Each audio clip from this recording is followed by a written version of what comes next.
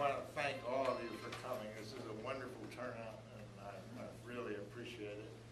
I want to thank Bob, too, for hosting this party, and Sonia Fry, Executive Director of the Press Club, for helping him or leading him. I'm not sure which way it works. And I want to thank Mary Norris, who's here from Lions Press. Lions Press is your co-host. She's way in the back. She's my editor on the book, and a wonderful editor, I should say. Well, when I first mentioned to friends that I was thinking of writing a book about the good things of old age, they all said the same thing. That's going to be a really short book.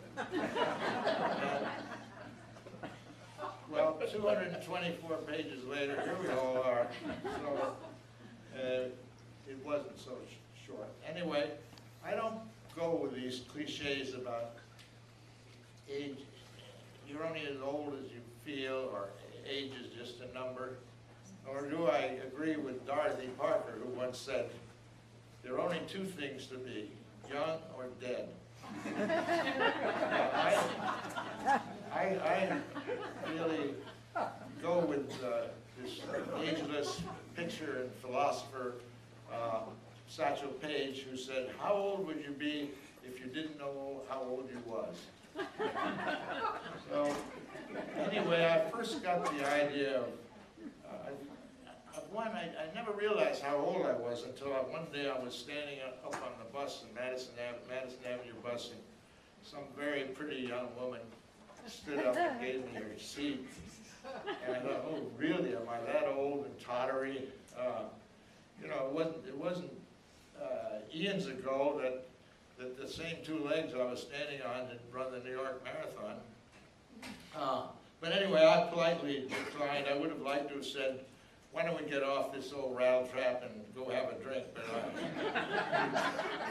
But, so anyway, I finally realized that I was an old man, and I decided to write a book. And I went to the library, and I found all these great tomes about living, you know, getting old, growing old graciously, and they were written by gerontologists and psychiatrists and trainers. But I didn't want to do that kind of thing. I wanted to write a book about growing old actively and virally and